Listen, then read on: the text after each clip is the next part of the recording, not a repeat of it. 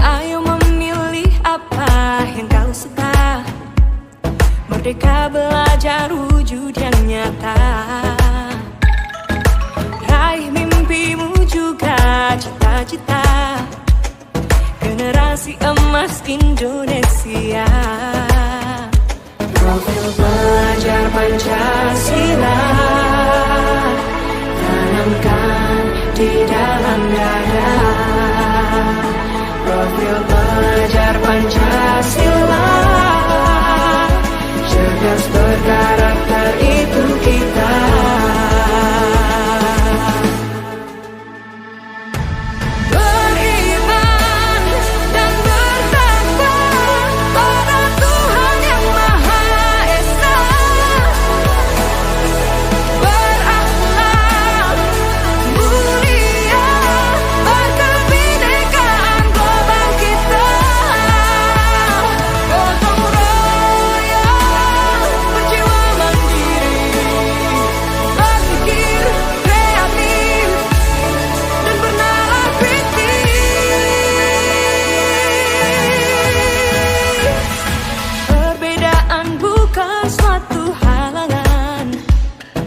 Kita saling bergandeng tangan. Bhinneka Tunggal Ika, semboyan negeri kita yang harus kita jaga bersama. Profil pelajar Pancasila tanamkan di dalam dada. Profil pelajar Pancasila cerdas berkarakter itu kita.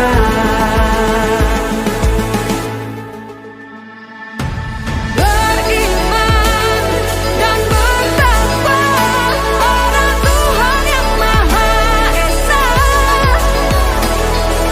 Berakhlak mulia berkebinekaan global kita. Gotong royong berjiwa mandiri, berpikir kreatif dan bernalar kritis.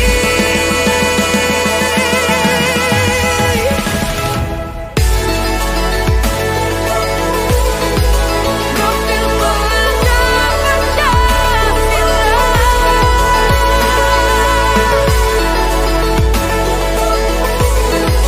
Profil pelajar Pancasila.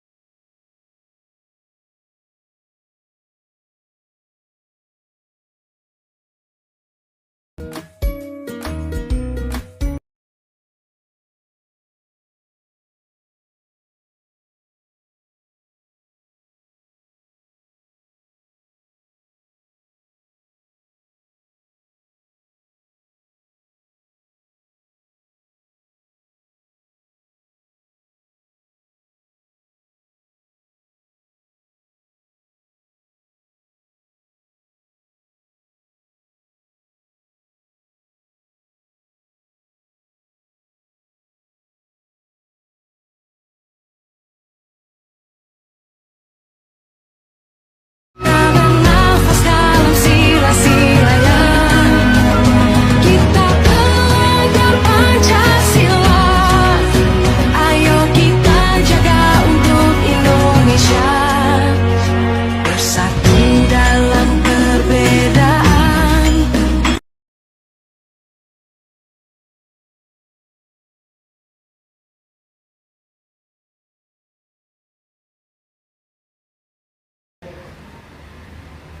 Bismillahirrahmanirrahim.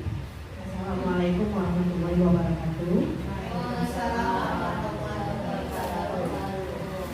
Yang terhormat Bapak Kepala Sekolah atau yang mewakili, yang saya banggakan teman-teman Majelis Guru SDN 023 Pemilahan dan juga staf tata usaha.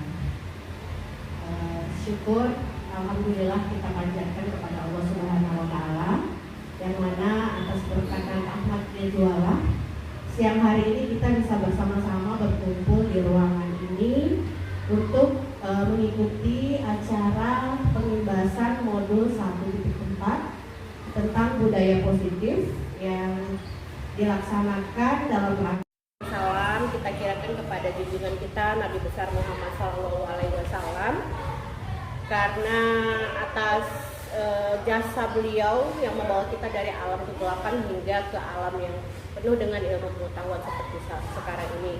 Kita berkirim salawat kepada beliau dengan mengucapkan Allahumma sholli ala sayyidina Muhammad wa ala ali sayyidina Muhammad. Bapak Kepala Sekolah yang terhormat atau yang mewakili Bapak Ibu Guru Majelis Guru SDN 023 dan juga staf tata usaha. Pertama-tama saya ingin mengucapkan banyak-banyak terima kasih untuk kehadirannya di siang hari ini, di mana Bapak dan Ibu sudah meluangkan waktu untuk bisa bersama-sama berada di ruangan ini. Juga kepada Bapak Kepala Sekolah saya ucapkan banyak terima kasih karena atas dukungan Bapak sehingga saya bisa sampai di titik ini. Kemudian satu lagi ingin saya sampaikan, permohonan izin saya kepada Bapak dan Ibu Guru. Saya izin di sini berdiri di depan, bukan berarti saya merasa lebih hebat, bukan berarti saya merasa lebih pandai daripada Bapak dan Ibu sekalian, tetapi saya di sini adalah dalam rangka untuk berbagi ilmu yang saya dapatkan selama menjalani diklat pendidikan guru penggerak angkatan 9. Sekali lagi, saya tidak menggurui, saya tidak mengajari, kita hanya saling berbagi tentang materi modul 1.4. Bapak dan Ibu Guru, jadi yang akan kita bicarakan hari ini adalah mengenai budaya positif. Tetapi sebelum itu, saya ingin menyampaikan sebuah filosofi yang disampaikan oleh Bapak Ki Hajar Dewantara. Nah, Bapak yang menjadi panutan kita dalam dunia pendidikan, ya. Jadi beliau menyatakan dalam filosofinya bahwa pendidikan itu seperti seorang petani yang sedang menanam bibit atau bercocok tanam. Jadi kita sebagai guru selayaknya memastikan agar bibit itu bisa tumbuh dengan baik dengan cara misalnya apa Bu? Misalnya kita memberikan pupuk, memberikan air yang cukup, sinar matahari yang cukup, kemudian membuang hama atau serangga yang mengganggu pertumbuhan dari bibit tersebut, sehingga bibit tersebut bisa tumbuh secara optimal dan baik dan akan menghasilkan budaya positif. Itu erat kaitannya dengan disiplin positif. Kira-kira apa nih hal yang terpikirkan oleh Bapak dan Ibu Guru ketika mendengar kata disiplin? Ya, peraturan, perundang-undangan, tata krama, apa lagi ya?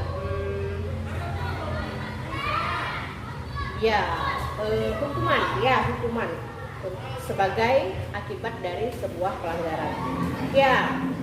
Memang sama, saya pun seperti itu awalnya ketika mendengar kata disiplin.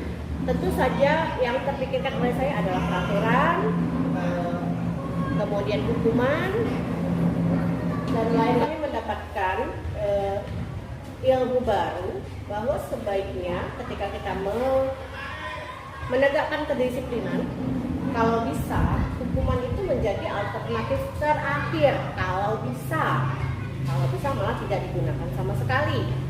Alangkah baiknya ketika kita menerapkan sebuah disiplin itu, kita bisa menerapkannya dengan motivasi intrinsik. Nah, apalagi itu motivasi intrinsik? Jadi, motivasi intrinsik ini adalah motivasi yang berasal dari dalam diri pribadi kita atau individu atau seseorang. Jadi, dengan adanya motivasi intrinsik, seseorang tidak lagi memerlukan motivasi-motivasi ekstrinsik. Ketika dia sudah memiliki motivasi di dalam dirinya sendiri, dia tidak memerlukan lagi dorongan atau motivasi-motivasi lain dari luar. Nah, seperti itulah kurang lebihnya ya Bapak Ibu. Lalu bagaimana cara kita menanamkan atau menghadirkan motivasi intrinsik ini kepada siswa?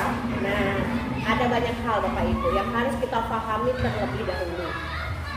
Salah satunya adalah tentang teori kebutuhan manusia. Baik, jadi dalam kegiatan penanaman budaya positif ini ada yang namanya segitiga restitusi. Ya, apalagi itu segitiga restitusi ya kan? Ya, sama Bapak Ibu. Itu juga hal baru bagi saya dalam pendidikan guru bergerak ini. Tetapi sebenarnya ini bukanlah hal yang baru ya Bapak Ibu. Kita hanya mengenal istilahnya baru, tetapi sebenarnya sudah kita laksanakan sebagai guru. Jadi restitusi itu adalah, kalau saya sih menyebutnya sebagai alat ya Bapak Ibu. Sebagai alat untuk kita sebagai guru untuk menangani sebuah permasalahan atau kasus-kasus yang terjadi dalam proses pembelajaran. Nah, misalnya ada anak yang terlambat, atau anak yang suka bermain ketika jam pelajaran, atau mungkin anak yang berselisih paham atau berkelahi, bertengkar dan lain-lain. Nah, jadi restitusi ini sekilas seperti kegiatan bimbingan konseling sih Bapak Ibu. Ya, jadi kita sudah sangat familiar ya dengan bimbingan konseling. Tidak usah main HP, tidak usah tidur bangun malam dan lain-lain sebagainya. Oke, lanjut. Ini dia videonya tentang penerapan restitusi. Ya, boleh diputar Bu Desi video yang tadi yang salah tadi.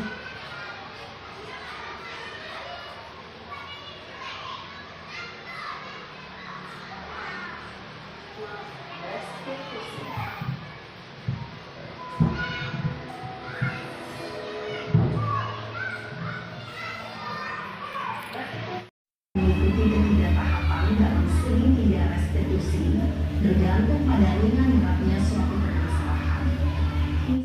Akan memiliki hubungan dengan masalah yang ada. 4. Usaha perlu adanya suatu usaha perbaikan dari pihak yang membuat kesalahan. 5. Waktu perlu mendedikasikan waktu dari pihak yang membuat kesalahan. Berikan keyakinan yang diambil murid. 1. Sebagai keluarga atau kelas, apa yang kita yakini. 2. Nilai-nilai apa yang telah kita sepakati. 3. Seperti apa gambaran sebuah kelas yang ideal baginya. Siswa menjadi aktif dan mencoba untuk mengenali tujuan dari perilaku murid, mengenali dan mengakui kebutuhan murid ini dapat memperbaiki hubungan dengan murid tersebut. Pernyataan atau pertanyaan bisa disampaikan dengan nada suara tidak menghakimi atau memojokkan, sehingga dapat mengembalikan murid pada posisi positif. 1. Kamu bisa saja bertindak lebih gegabah dan tidak diri. Membuat kesalahan sesuatu yang wajar. 2. Manusia tidak ada yang sempurna. 3. Kita bisa memperbaiki masalah ini. 4. Saya tidak menanyakan kesalahannya. Saya lebih fokus bagaimana memperbaiki masalah ini. 5. Apakah saat ini kamu pernah menjadi Ibu juga pernah berbuat salah, kurang lebih seperti itu ya. Atau mungkin kamu bukan satu-satunya yang pernah melakukan kesalahan ini. Jadi kita tuh sepertinya seolah-olah ya, kalau dilihat dari kata-kata, seolah-olah kita tuh membenarkan perbuatan mereka. Sepertinya memaklumi, memahami, mengerti akan kesalahan mereka. Seolah-olah. Tapi kita tidak berhenti sampai di situ kan Bapak Ibu. Itu kan baru langkah pertama.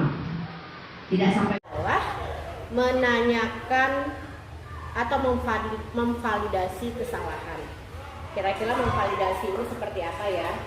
Ya, seperti kalimatnya memvalidasi, artinya kita menanyakan lebih jauh, lebih dalam tentang kesalahan yang dilakukan anak. Ya, apa penyebab dia melakukan kesalahan? Latar belakang kenapa dia bisa sampai terlambat, misalnya kepada Feby. Kenapa Feby bisa terlambat? Oh mungkin ban Honda mamanya Feby sedang bocor, mungkin. Atau bisa jadi mungkin Feby tadi malam tidurnya terlambat. Atau bisa jadi ada acara keluarga yang membuat Feby jadi tidur terlambat tadi malam dan lain-lain sebagainya. Jadi kita tidak langsung serta-merta menjustifikasi kesalahan siswa, tetapi memang harus terlebih dahulu cross check alasan dibalik kesalahan yang dia perbuat, begitu ya Bapak Ibu. Ya, jadi nah pada kasus lainnya misalnya ketika seorang anak nih bertengkar sama temannya ya Bapak Ibu, kita tanyakan dong bukan kita tanyakan tapi kita berikan sebuah penguatan begitu. Untung ya kamu nggak maki-maki dia, untung ya kamu sabar, untung nggak kamu pukul dia. Nah ini salah satu juga kata-kata yang bisa kita lakukan untuk memvalidasi tindakan anak. Tetapi lagi-lagi kita harus beranjak kepada langkah selanjutnya. Langkah terakhir dari sebuah restitusi adalah menanyakan keyakinan. Nah, dah, ya, kita semua di sini punya dong ya di kelasnya masing-masing kesepakatan kelas. Ya, kita punya. Tapi Bapak Ibu, hal baru pula yang ingin saya sampaikan atau saya sharing kepada Bapak Ibu, justru kami dalam pendidikan guru penggerak itu malah disajikan dengan pembuatan selain kesepakatan kelas adalah keyakinan kelas. Kenapa keyakinan kelas? Jadi apalagi itu keyakinan kelas ya Bapak Ibu ya. Jadi keyakinan kelas ini adalah transformasi dari kesepakatan kelas ya. Jadi apa nilai-nilai universal atau nilai-nilai kebajikan yang tersimpan di balik kesepakatan kelas dirubah menjadi keyakinan kelas. Misalnya hadir tepat waktu. Itu kan adalah nilai atau kebajikan universal dari disiplin. Ya enggak? Sepakat ya, disiplin waktu. Kemudian kalau di kelas saya itu kelas 4B ada kesepakatan kelasnya yaitu tidak boleh melakukan kekerasan fisik maupun lisan. Nah itu kan kita transformasikan ke dalam keyakinan kelas adalah saling menghargai. Nah kira-kira seperti itulah Bapak Ibu perbedaan antara keyakinan kelas dengan kesepakatan kelas. Jadi kalau kesepakatan kelas lebih kepada peraturan, kalau keyakinan adalah nilai-nilai di balik peraturan itu. Apa sih yang ingin kita yakini dan itu ingin kita tanamkan kepada jiwa supaya siswa dan siswi kita kelak meyakini keyakinan kelas itu sebagai sesuatu yang memang harus mereka laksanakan, harus mereka taati, harus mereka hargai sebagai sebuah keyakinan begitu. Bukan sekedar hanya mematuhi peraturan. Nah, di situ bedanya. Sekedar mematuhi peraturan atau meyakini sesuatu sepenuh hati. Nah, itu perbedaan kenapa di dalam pendidikan guru penggerak itu malah disajikan keyakinan. Dalam budaya positif ada 5 posisi kontrol. Apalagi itu? Jadi 5 posisi kontrol itu adalah yang pertama sebagai penghukum, yang kedua sebagai pembuat rasa bersalah, yang ketiga sebagai teman, yang keempat sebagai pemantau, dan yang kelima adalah posisi terbaik yaitu sebagai manajer. Nah, kita pelajari satu persatu. Posisi sebagai penghukum itu mungkin adalah sesuatu yang sering kita lakukan ya Bapak Ibu. Jadi kita selalu menerapkan disiplin dengan hukuman. Saya pribadi pun sebelumnya juga seperti itu. Jadi bagaimana supaya anak-anak disiplin, ya harus kita kekang dengan sebuah alat yang membuat mereka takut untuk melanggar peraturan, yaitu hukuman ya Bapak Ibu. Nah, sementara dalam budaya positif hukuman itu kalau bisa jangan ada, kalau bisa. Nah, kemudian selanjutnya